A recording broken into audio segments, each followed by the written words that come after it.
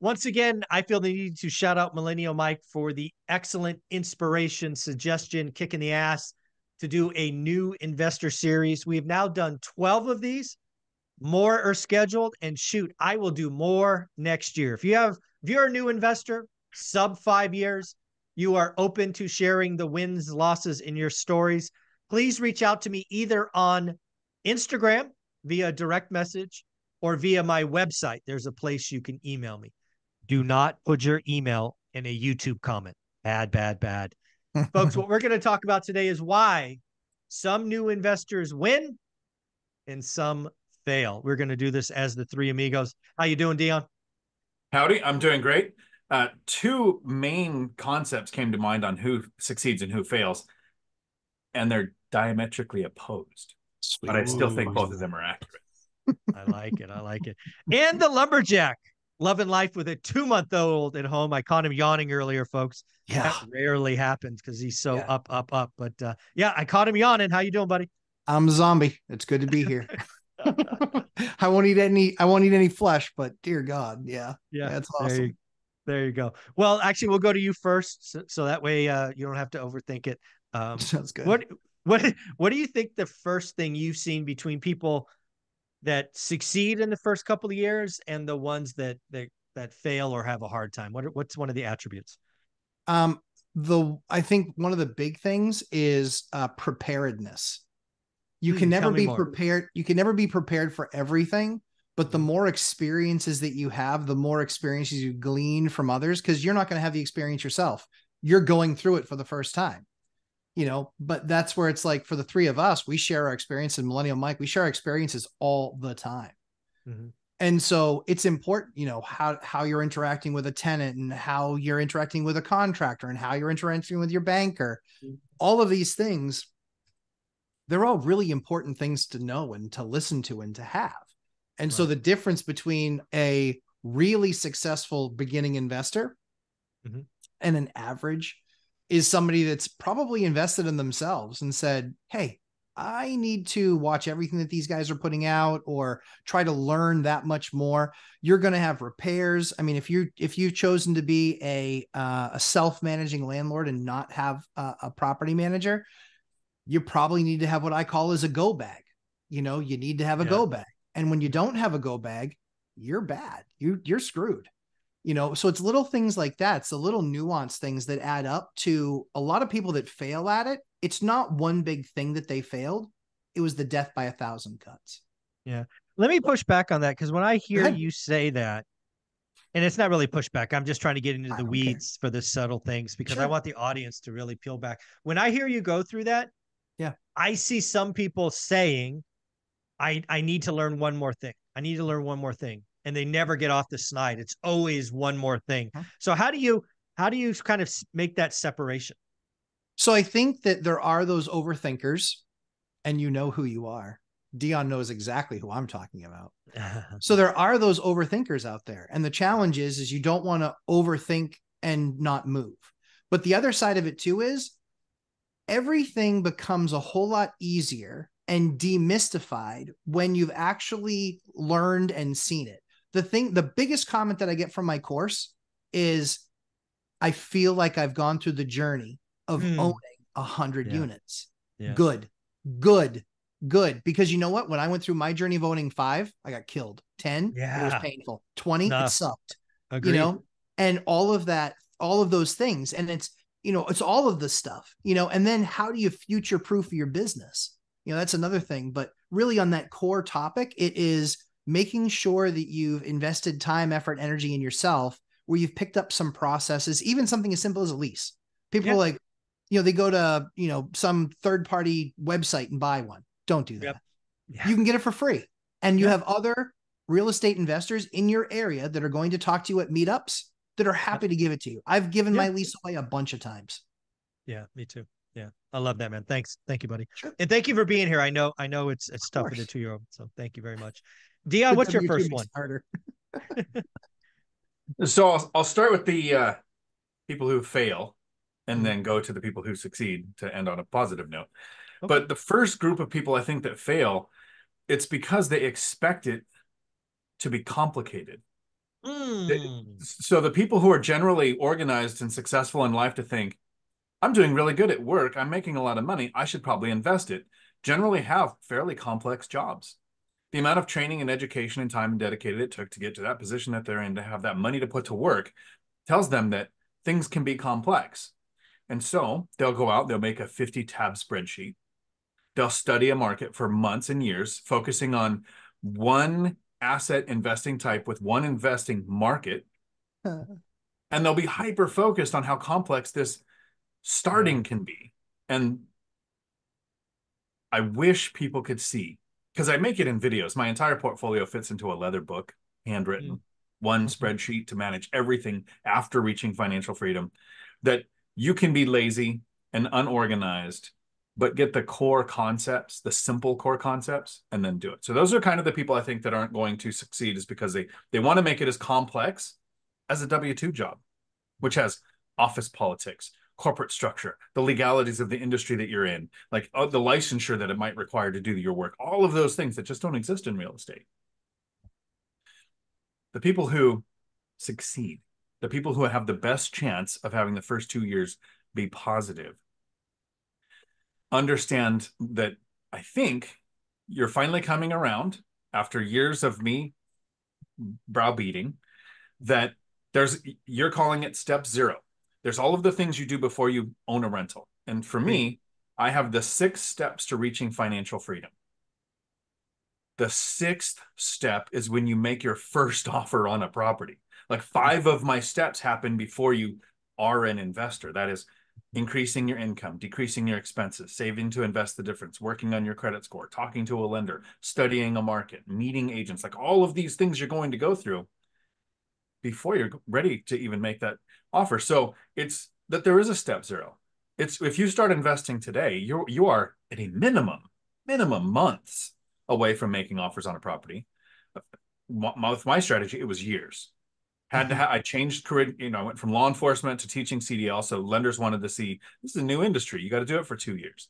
I had bad debt to income ratio. So a couple of years got my debt to income ratio fixed. I had to study the market and shift strategies because single family didn't work. And then I went to multifamily. So I think those are my first 2. Don't overcomplicate it.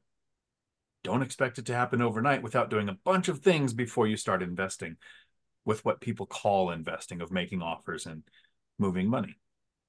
When I think about the 12 interviews I've done, and hopefully 100 more to come over the next, several months, I'll keep doing them as long as people raise their hand.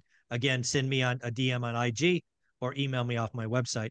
One of the first things I'll take from this is they don't do it alone. So what do I mean by that?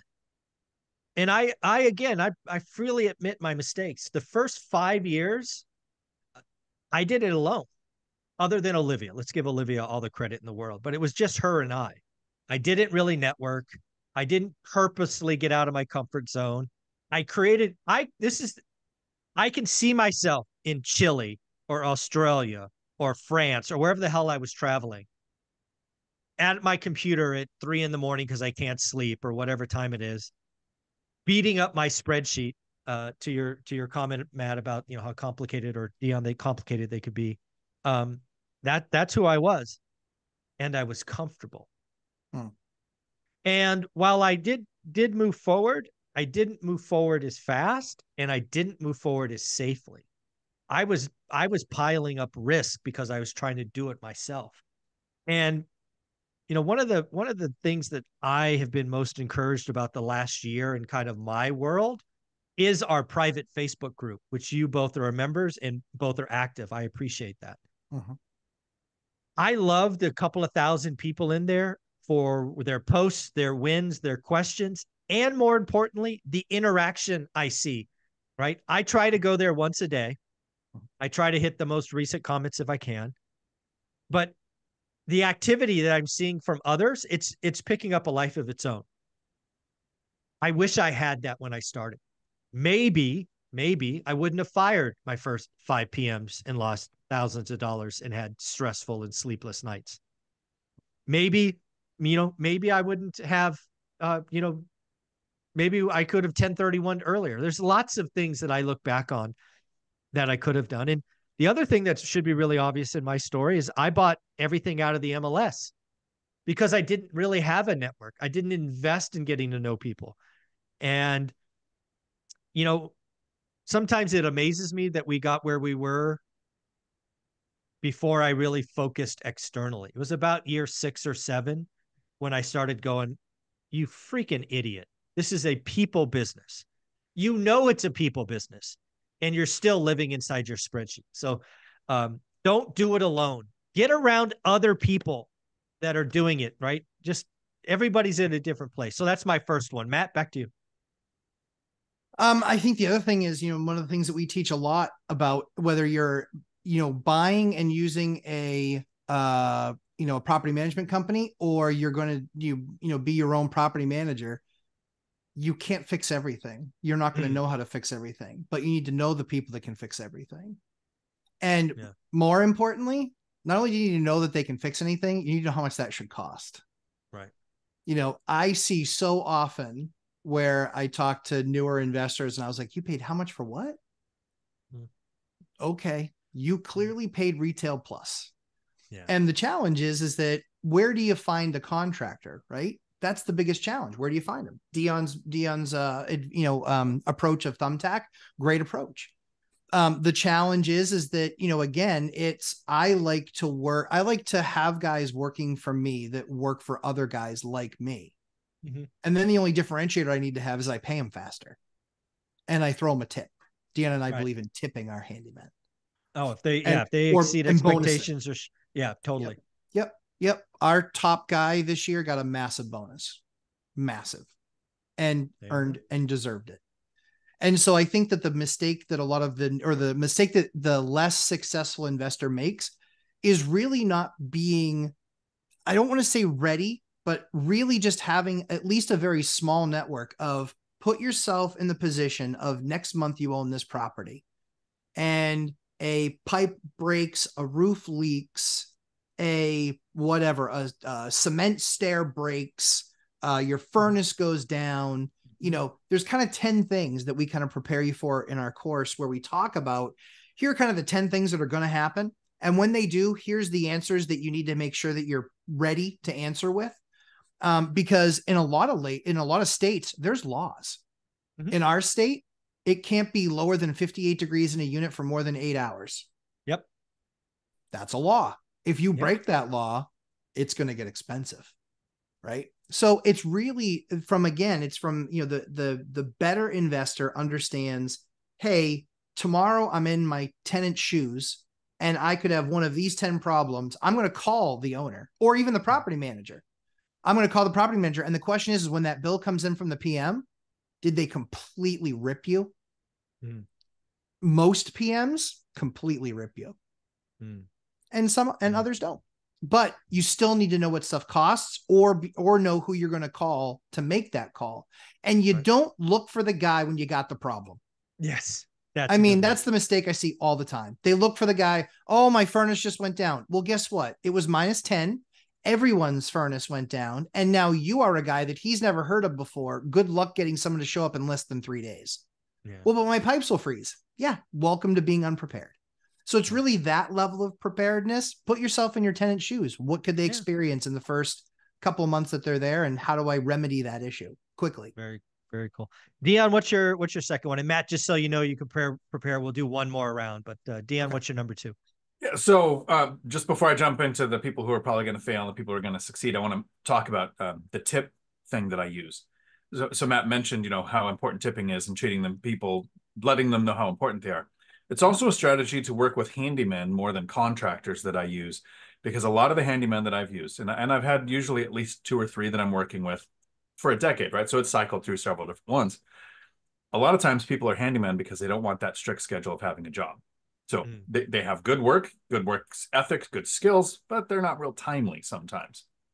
So I will say to my handyman, I get a quote of doing the flooring for this place. It's going to be $2,500. Flooring, trim, whatever. Everything's done. I go, cool. We'll call it $3,000 if it's done by the 25th. This gives me 5 days to show for the next month. I'll be able to get my rent sooner. You make $500. If it's not done by the 25th, every day after that, it drops by $100. So I'm going to hit your price of $2,500, but your tip goes away slowly if you don't hit your day. There It's you a go. day every time. So the people who I think are going to fail, this is the diametrically opposed version of the first people that were too complicated. They want to think it's as hard as doing their W-2 job. And the other side of that, the same way to fail is by thinking that it's going to be easy. We talk often about how this is simple, and mentally we will associate the term simple with easy. That's not what we mean. Meaning it's not complicated, but it takes discipline, it takes time, it takes focus. None of those are easy. It's easier to go on vacation than it is to sit at home and save your money to invest. It's a very simple concept. Don't spend extravagantly and you'll have more money, but it's not easy. So I think if people understand how challenging it's going to be to do something that's simple, they're going to be more likely to succeed in real estate. And then, so don't think it's going to be easy. The people I think that are going to be successful with the first 2 years, and this is one that not too many people want to hear, and it's rule number 7, right? From one rental at a time. And I've even done this. And I've had a lot of people in my circle comment that I've done this. But you need to audit your network, the people around you, right? And the way I like to put it, and it just depends on where you put the comma in the phrase. You can't change the people around you, but you can change the people around you. And 10 years ago, I was mostly around people with jobs, people who played the same computer games, people who read the same books, people who had the same scuba diving hobbies. Now, I went to a birthday dinner the other night, and I realized it's the first time I saw that group of people in 3 years. And I was thinking, and that's probably why I'm retired. Exactly. And there was one person there in that entire group other than me who was retired. Yeah. And it's not easy you don't have to cut people out of your life, but you have to understand there are certain people you don't talk finances or financial freedom with. Yeah. And then there are other people that you don't want to spend a lot of time around, because you do start to emulate the people that you spend the most time with. Yeah, you show me your 5 friends, I can predict your future. It's been said 100 times, and it's so accurate. Yeah, that's why it's rule 7. Change. You got to audit your network. Always be evolving. So my second one, and I got to tell you, when I started doing this new investor series, I did not expect to hear this so consistently. If people know Olivia and I's story, this was a huge part of our journey. But even with that knowledge, I, for some reason, didn't think I would hear it this consistently. And what is it? It's what some people consider a dirty word, and that is sacrifice. Every one of the new investors that we have spoken with understood that being uncomfortable, sacrificing something, not only to get, not only for 10 years, but just to get started. I remember one of the examples, they pulled what I call an Anna Kelly. They sold the big home to move into a multifamily. For most people, that is ass backwards. That is just one example.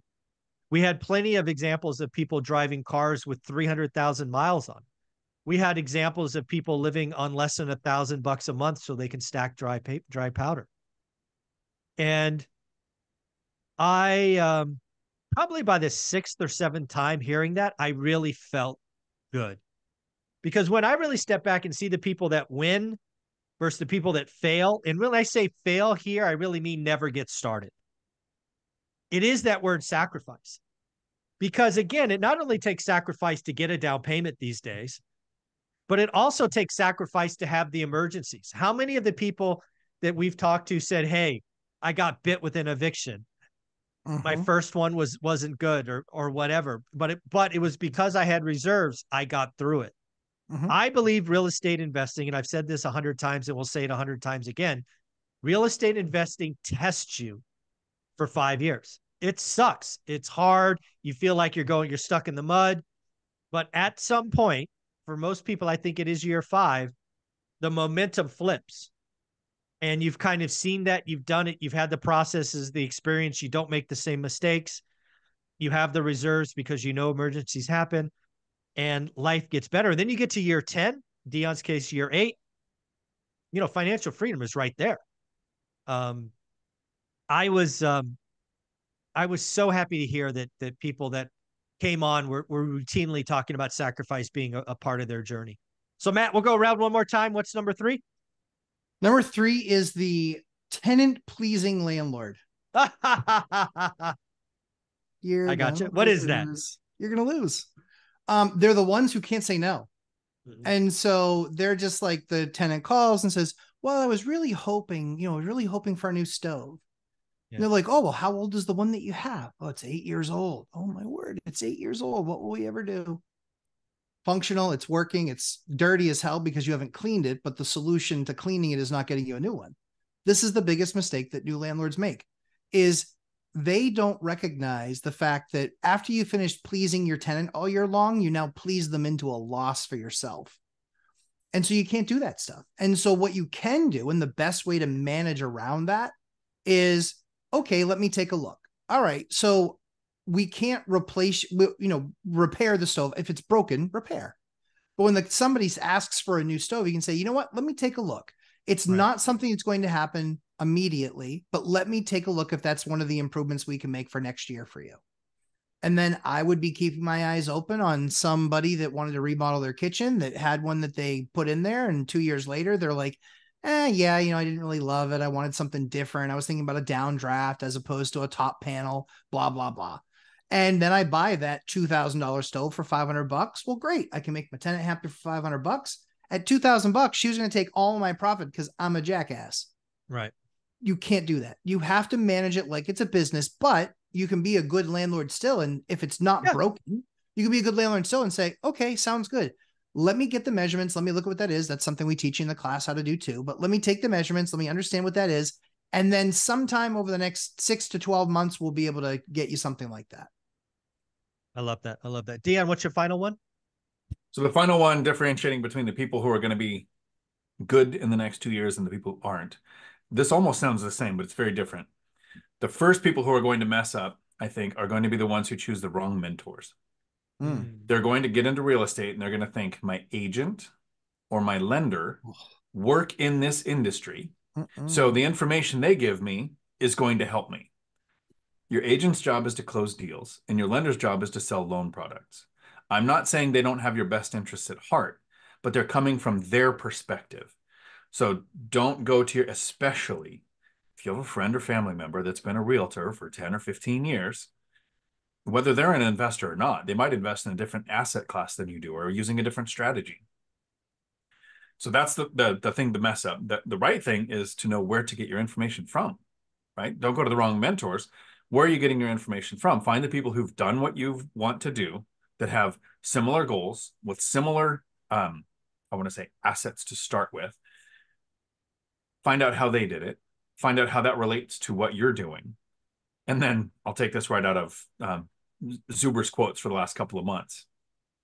Block the doomers, because it's very simple to say, this gives me an excuse not to take any action. Yeah. And not taking any action is failing, just like failing is. Agreed. So know where to get your information from and know that it's not from your lender or your agent. Yeah. My final one that I really took to heart with all of the new investor series is, you don't need 100, you don't need 50, you don't need, you don't need all these units. You can get there with 18 units. You can get there with 11 units. One of the person we talked to, I think, is going to be done with 6 units. Right.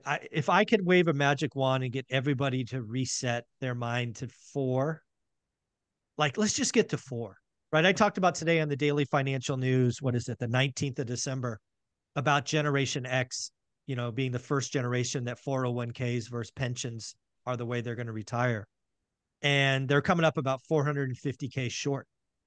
What if you had 1 or 2 rentals that your tenants paid off? That would fill the gap. I mean, that was my freaking goal, guys. You know this. When I was 30 years old, I did not have any visions of grandeur. I wanted 4 freaking homes bought over the next 5 years, and that was going to be it. momentum took over from there. But I mean, that was my grand vision. I didn't have a vision of 10, let alone 100. I think more people, and again, I go back to one of my most disappointing adventures from 2018. So 2018, February 2nd or 3rd, I quit, whatever. We part ways. I think it was like February 21st or 22nd. I go to a real estate meetup in the Bay Area to kind of say, hey, I'm the main speaker, right? Hey, congratulations. I'm just like you, tech worker, did this, did that, da, da, da, da, da. That first presentation I did talked about, nearly 200 units. People loved it. I thought they loved it. I thought they ate it up. You got laughs and claps and all that stuff at the right time. So I presented okay. But I remember vividly walking to my car after the event and hearing a couple say, basically, good for them, we can't do it. The fatal flaw was I talked about a gargantuan number that if you don't have one, you can't wrap your head around. From that day, it has always been talking about get to 4 because of that painful memory. Is I don't want anybody to go, I can't do it. Yes, you can. All you have to do is get from 0 to 1, 1 to 4. From that, you can stop. You never have to do anything again after 4 if you choose. Matt, where can people find you? Maybe they can't do it. Maybe. Lumberjack Landlord, YouTube and Instagram. And maybe you can, maybe you can't. Either way, you're right. Dion, where they can find you? Right here on YouTube, Dion Talk Financial Freedom, where every Tuesday at 4 p.m. Pacific, I do live streams that last as long as the questions do. That is awesome. That's awesome.